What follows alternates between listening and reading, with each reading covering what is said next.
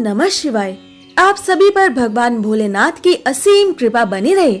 आज हम आपको सुनाएंगे सावन के दूसरे सोमवार की पूरी व्रत कथा। सावन महीने का दूसरा सोमवार महादेव की कृपा प्राप्त करने के लिए बेहद खास दिन होता है। इस सावन महीने के दूसरे सोमवार पर गंगा जल, कच्चा दूध और पानी से काला तिल मिलाकर भगवान शिव का अभिषेक करने से और जरूरतमंदों को दूध, चीनी, चावल आदि का दान करने से महादेव प्रसन्न होकर आपकी हर इच्छा पूरी करते हैं और आपके सभी बिगड़े काम बनने लगते हैं। आपसे निवेदन है कि सावन के इस दूसरे सोमवार की कथा को सावन सोमवार के दिन पूरा अवश्य सुने, क्योंकि अधूरी कथा सुनने से दोष लगता है। और कथा शुरू होने से पहले हमारे चैनल को सब्सक्राइब करके एक बार कमेंट्स में दिल से हर हर महादेव जरूर लिखें। तो आइए अब शुरू करते हैं सावन के दूसरे सोमवार की व्रत कथा। श्री गणेशाय नमः। एक नगर में एक साहूकार था जो भगवान शिव का अनन्य भक्त था। उसके पास धन धान्य की किसी भी चीज की कोई कमी नहीं थी, लेकिन उस साहूकार की कोई संतान नहीं थी और वह इसी कामना को रोज भगवान शिव जी के मंदिर में जाकर उन्हें कहता था और उनके आगे दीपक प्रज्वलित करता था। उस साहूकार के इस भक्ति भाव को देखकर एक दिन माता पार्वती ने कैलाश पर शिव जी से कहा कि हे प्रभु, ये साहूकार आपका अनन्य भक्त है। इसको किसी बात का कष्ट है तो आपको उसे अवश्य ही दूर करना चाहिए। तब भगवान शिव बोले, हे पार्वती, इस साहूकार के पास पुत्र नहीं है, ये इसी बात से दुखी रहता है। इस बात पर माँ पार्वती कहती हैं कि हे ईश्वर, कृपा करके इस साहूकार को पुत्र का वरदान दे दीजिए।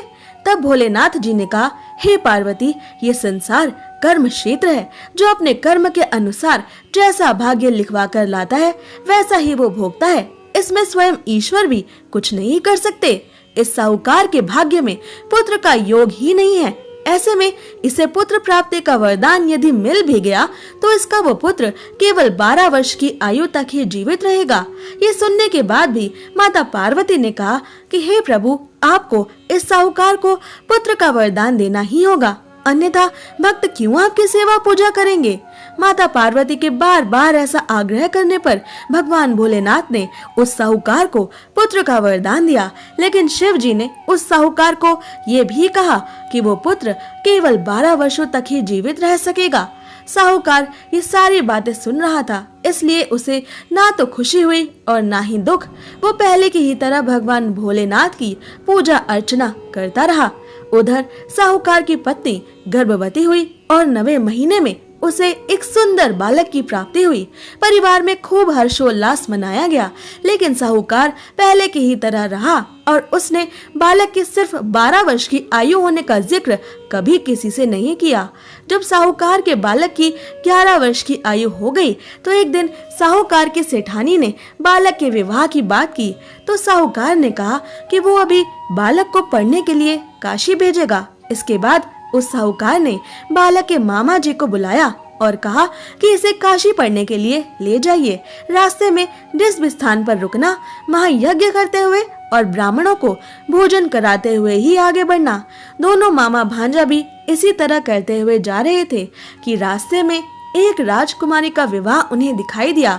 जिससे उस राजकुमारी का विवाह होना था वो व्यक्ति एक आंख से काना था। तो उस राजकुमारी के पिता ने जब अति सुंदर साहूकार के बेटे को आता देखा तो उसने मन में विचार किया कि क्यों ना इसी लड़के को घोड़ी पर बिठाकर शादी के सारे कार्य संपन्न करा लिए जाए।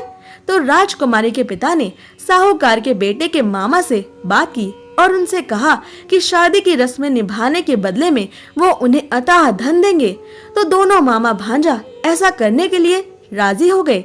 इसके बाद साहूकार का बेटा विवाह की वेदी पर बैठा और जब विवाह कार्य संपन्न हो गए तो जाने से पहले उसने राजकुमारी की चुनरी के पल्ले पर लिखा कि तुम्हारा विवाह मेरे साथ हुआ है, लेकिन जिस राजकुमार के साथ ये लोग तुम्हें भेजने वाले हैं वो तो एक आंख से काना है। इसके बाद वो अपने मामा के साथ काशी के लिए निकल गया। उधर जब राजकुमारी ने अपनी चुनरी पर ये लिखा हुआ पाया तो उसने राजकुमार के साथ जाने से मना कर दिया।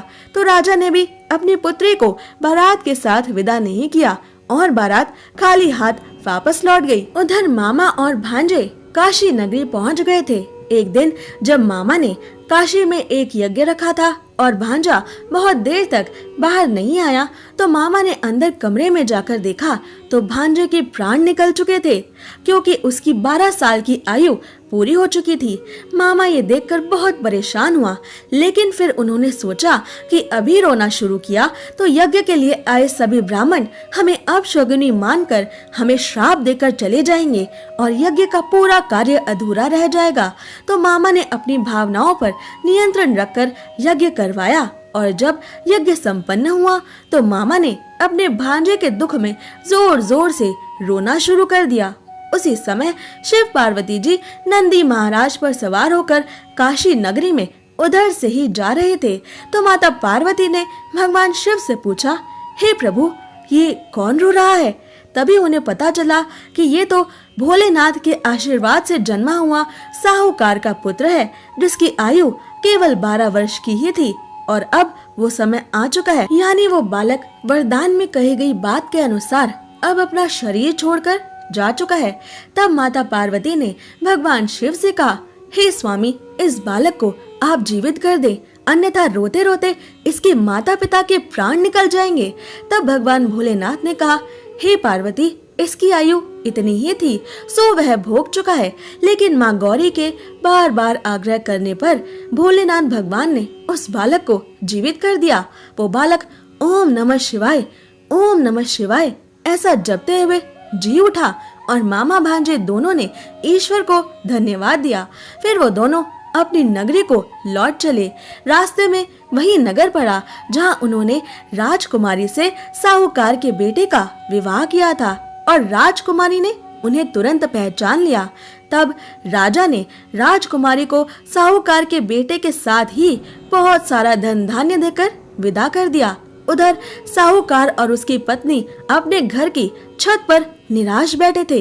उन्होंने ये प्रण कर रखा था कि यदि उनका पुत्र सकुशल वापस घर ना लौटा तो वह प्राणों को त्याग देंगे।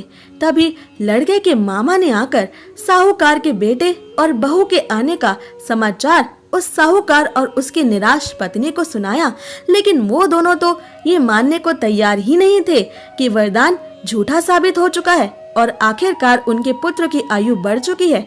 तो मामा ने शपथ पूर्वक कहा कि मेरी बात पर विश्वास करो, आपका पुत्र सकुशल स्वस्थ होकर वापस अपनी पत्नी के साथ लौट रहा है। तब तो दोनों को विश्वास हो गया और दोनों ने अपने बेटे और बहू का बहुत ही धूमधाम से स्वागत किया। पूरे गांव में हर्षोल्लास से उनके लौटने को एक उत्सव की तरह मनाया गया।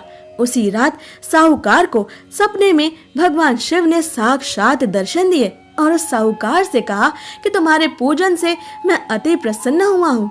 इसी प्रकार जो भी व्यक्ति तुम्हारी इस कथा को सावन के महीने में पढ़ेगा या सुनेगा तो उसके समस्त दुख दूर हो जाएंगे और उसकी सभी मनोवांछित कामनाओं की पूर्ति होगी। तो प्रेम से कहिए हर हर महादेव। अब जानिए सावन सोमवार की महिमा, जिसे सुने बिना सावन सोमवार की व्रत कथा पूरी नहीं मानी जाती। सनातन धर्म शास्त्रों में निहित है कि चिरकाल में जगत जननी आदि शक्ति माँ पार्वती ने भगवान शिव को पति रूप में प्राप्त करने के लिए कठोर तपस्या की थी। सावन ही वो माह था जिसमें सोमवार का व्रत उपवास कर विधिवत शिव जी की पूजा माता पार्वती ने की थी। उनकी कठिन भक्ति से प्रसन्न होकर भगवान शिव ने उन्हें मनोवांछित वरदान दिया। कालांतर में सावन सोमवार व्रत के पुण्य प्रताप से माँ पार्वती और भगवान शिव का विवाह हुआ था। अतः सावन सोमवार का विशेष महत्व है। सावन के महीने में भगवान शिव और माता पार्वती की पूजा उपासना करने से साधक की सभी मनोकामनाएं यथाशीघ्र पूरी हो जाती हैं। साथ ही घर में सुख और समृद्धि भी आती है। ज्योतिष शास्त्र की माने तो सावन के महीने में विधि पूर्वक भगवान शिव की पूजा करने से अविवाहित युवक और युवतियों के शीघ्र विवाह के योग बन जाते हैं। इसके अलावा सावन के सोमवार का व्रत रखने से मनुष्य के सभी दुख और चिंताएं दूर होती हैं एवं शरीर में चल रहे सभी रोगों से उन्हें मुक्ति भी मिलती है। इस दिव्य व्रत को करने से कुंडली में चंद्र ग्रह की स्थिति मजबूत होती है और चंद्र दोषों से मुक्ति मिलती है। कुंवारी लड़कियां यदि इस व्रत को करें तो उनको मनोवांछित जीवन साथी की प्राप्ति भगवान शिव की कृपा से सहज रूप से हो जाती है। वहीं यदि सुहागन महिलाएं ये व्रत करें तो उनका सौभाग्य अटल, स्वस्थ और अखंड रहता है और उनके घरों में सदैव सुख, शांति और भगवान शिव पार्वती की कृपा बनी रहती है। अगर आपको ये कथा पसंद आई तो इसे सावन के पवित्र महीने में अपने मित्रों, संबंधियों एवं रिश्तेदारों को शेयर जरूर करें और ऐसे ही जरूरी जानकारियों और व्रत कथाओं के लिए हमारे चैनल को सब्सक्राइब करना ना भूलें। ओम नमः शिवाय।